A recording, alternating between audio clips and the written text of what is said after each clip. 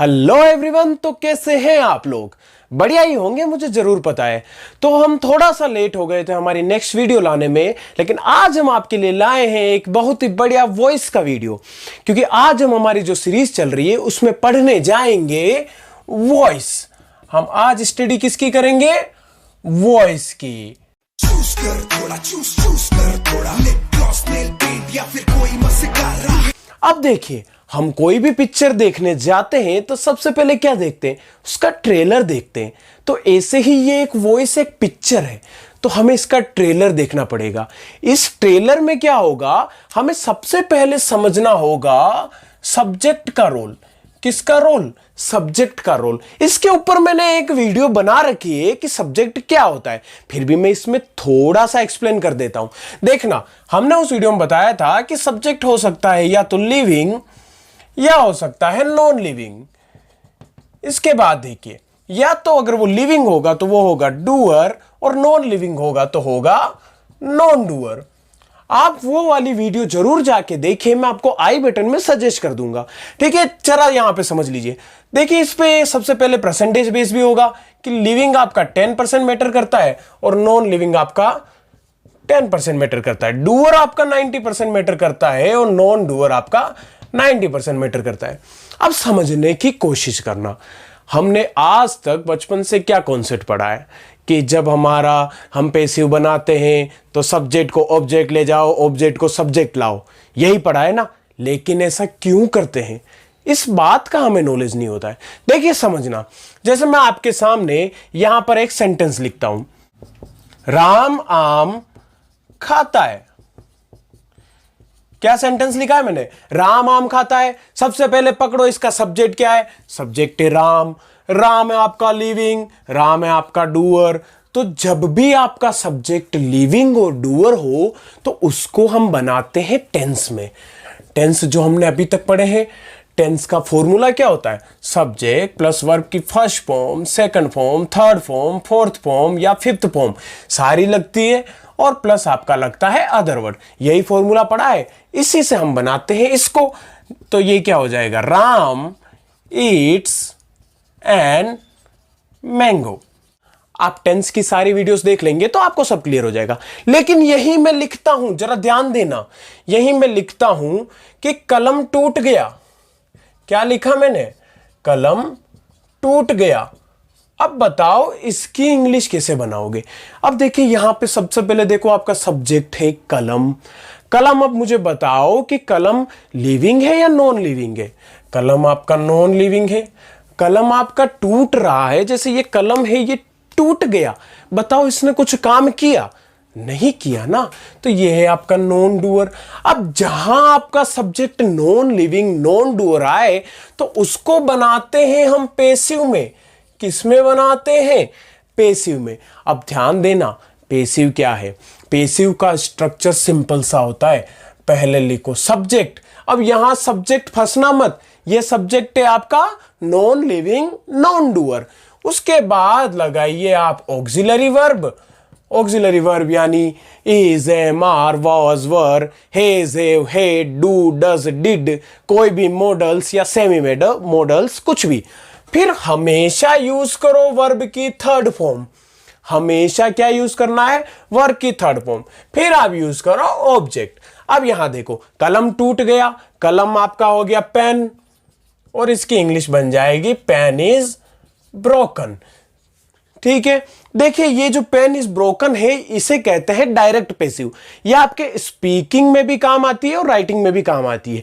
Direct passive का अर्थ क्या होता है कि उस पैसिव की एक्टिव नहीं बनाई जा सकती। देखिए, पेन इज ब्रोकन की आप एक्टिव बना सकते हैं, कोशिश कीजिए, कीजिए, नहीं बनती है। ठीक है, तो अभी आप इसको एक बार पॉज करके नोट कीजिए, फिर हम आगे का कॉन्सेप्ट समझते हैं। उम्मीद है अभी आपको जो बताया वो समझ आया होगा, लेकिन मैं इसमें हल्का सा ट्विस्ट लाता हूं। देखना, अभी हमने क्या सीखा कि आपका जो सब्जेक्ट होता है वो भाई या तो होता है लिविंग या होता है नॉन लिविंग, और वो भाई या तो होता है डूअर या होता है नॉन डूअर। ये बात हमने अभी समझी। ठीक है, यहां पे हमने कहा था ये 10% मैटर करता है, ये भी 10% मैटर करता है, ये 90% मैटर करता है और ये 90% मैटर करता है। समझना, जैसे मैं एग्जांपल देता हूं कि तुम्हें पीटा जाता है, क्या कहा मैंने, तुम्हें पीटा जाता है, तो भैया इसमें क्या होगा, देखिए तुम्हें आपका सब्जेक्ट है, बताओ तुम्हें लिविंग है या नॉन लिविंग, तुम्हें लिविंग है, लेकिन तुम्हें पीटा जाता है, कोई आके तुम्हारे 4 चपाट मार के जाए तो तुमने क्या किया है, सिर्फ मार खाई है ना, कोई काम तो नहीं किया है ना, तो इसका मतलब तुम्हें क्या हो गया, नॉन डूअर। अब वही बात परसेंटेज बेस पे तोलना है हमें, लिविंग 10%, ये नॉन लिविंग, इधर 90% पलड़ा इधर झुक रहा है, इसका मतलब 90%, यानी हमें इसको किस में बनाना पड़ेगा, पैसिव वॉइस में।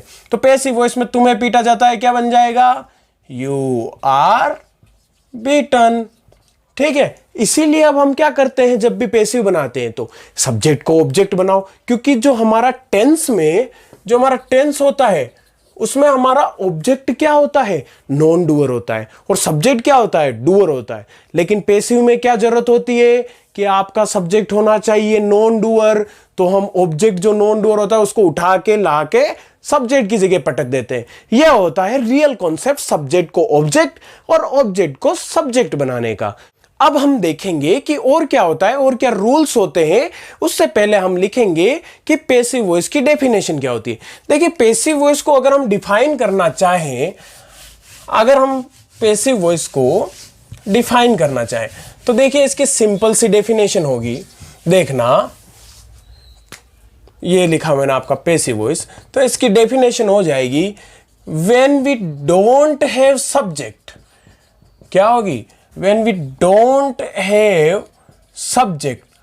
अब यहां देखिए जब हमारे पास कर्ता ना हो, कर सब्जेक्ट का मतलब कि जो कोई काम करने वाला, यानी हमारे पास डूअर ना हो, क्या है, when we don't have subject और we don't want to talk about the subject, we don't want to talk about the subject. अब सब्जेक्ट आपका सबसे इंपॉर्टेंट ध्यान रखना है यहां पर डूअर और नॉन डूअर से, कि जब हमारे पास सब्जेक्ट ना हो या हम सब्जेक्ट के बारे में बात ना करना चाहते हो, then we use passive voice, then we use passive voice. ठीक है, इसको उतार लीजिए, फिर हम समझेंगे कि एक्टिव से पैसिव बनाने के रूल्स क्या होते हैं। चलिए अब हम देखते हैं rules of changing active into passive. देखिए सबसे पहले मैं एक्टिव वॉइस का आपके सामने स्ट्रक्चर लिख लेता हूं, जो हम सारी एक्टिव वॉइस किस स्ट्रक्चर पे बनाते हैं।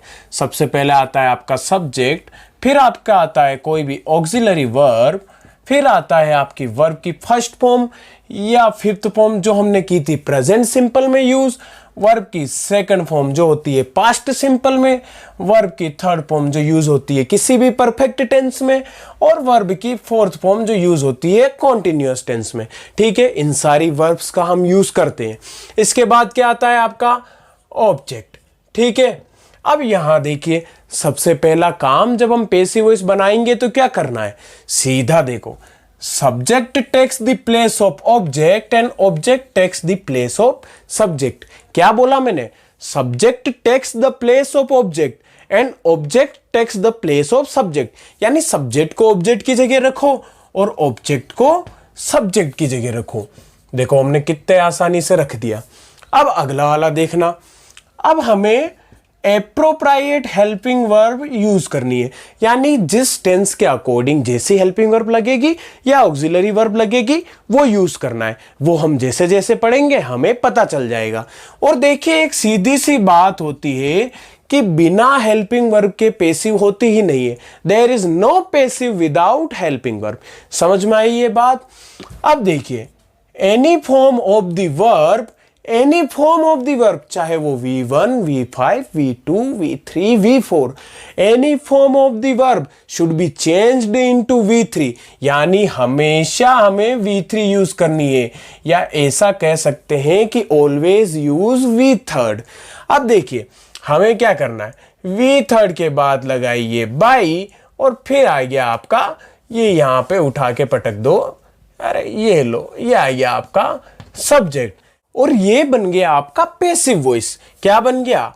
Passive voice. चलो इन नियमों को हम बोर्ड पे लिख लेते हैं। अभी जो हमने किया उन्हीं को हम बोर्ड पे लिख लेते हैं। जैसे पहला काम हमने क्या किया था, subject takes the place of object, subject takes the place of object, यही किया था हमने पहला काम। और दूसरा काम क्या किया था, object takes the place of subject, यानी सब्जेक्ट को ऑब्जेक्ट बनाओ और ऑब्जेक्ट को सब्जेक्ट बनाओ। ठीक है,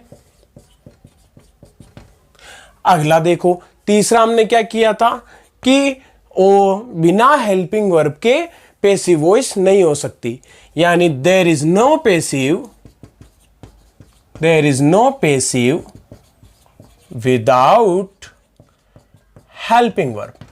ठीक है, अब वो कौन सी है, वो उस टेंस के अकॉर्डिंग होगा।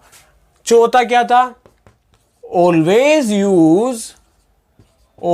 यूज वी थर्ड, यानी हमेशा वर्ब की थर्ड फॉर्म का प्रयोग करो। समझ में आया? और देख लो इसी के आगे लिख देता हूं, after V third by is used, यानी वी थर्ड यूज करने के बाद क्या करो, बाई लगाओ। और आपका अंतिम रूल है कि change the personal pronoun, change the personal pronoun, यानी हमें पर्सनल प्रोनाउनों को भी चेंज करना पड़ेगा। जो आपके होते हैं हिम को ही बनाना, ही का हिम करना, वो भी हम जो उसका जो टेबल होती है वो देख लेते हैं।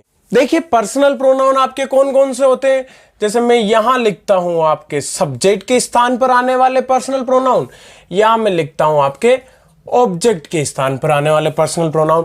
अब सब्जेक्ट के स्थान पे कौन कौन से पर्सनल प्रोनाउन आ सकते हैं, देखिए या तो आएगा आई, या आएगा वी, या आएगा यू, या आएगा ही, या आएगा शी, या आएगा इट, या आएगा किसी का नेम। ठीक है, अब समझना सब्जेक्ट के स्थान पर तो ये सारे पर्सनल प्रोनाउन आएंगे, और ऑब्जेक्ट के स्थान पर आपके पर्सनल प्रोनाउन क्या आते हैं, ये मी, ये अस, यू का यू, ही का हिम, शी का हर, इट का इट और नेम का नेम। अब देखना अगर सब्जेक्ट के स्थान पर ये सब हो तो जब हम सब्जेक्ट से ऑब्जेक्ट में ले जाएंगे तो आई का पीछे लिखना पड़ेगा मी। ऐसे ही वी का लिखो अस, यू का लिखो यू, ही का लिखो हिम, शी का लिखो हर, इट का लिखो इट, और नेम कोई चेंज नहीं होगा। समझ पाए? देखिए जो सब्जेक्ट पे ये आएंगे, जब subject takes the place of object, यानी सब्जेक्ट ऑब्जेक्ट के स्थान पर जाएगा तो हमें उनकी जगह ये यूज करना है। और मान लो कि जब ऑब्जेक्ट के स्थान पर ये सब आएंगे तो जब object takes the place of subject, यानी ऑब्जेक्ट सब्जेक्ट की जगह आएगा तो ये पर्सनल प्रोनाउन हो जाएंगे, यू का यू, हिम का ही, हर का शी, इट का इट और नेम का नेम। समझ पाए हैं? जब सब्जेक्ट को ऑब्जेक्ट ले जाए तो आई का कर दे मी, वी का अस, यू का यू, ही का हिम, शी का हर, इट का इट। और जब ऑब्जेक्ट से सब्जेक्ट लाए तो मी का आई, अस का वी, ऐसे ही आप कर दे। तो इसी के साथ आपके पैसिव के सारे जो रूल्स होते हैं वो समाप्त होते हैं। अब अगली क्लास से हम क्या करेंगे, एक एक टेंस उठाएंगे, एक एक पैसिव बनाएंगे, एक एक टेंस उठाएंगे, एक एक पैसिव बनाएंगे। तो आप हमारे साथ बने रहिए हमारी इस जर्नी में। नेक्स्ट क्लास तक हम चलते हैं एक छोटी सी स्माइल के साथ।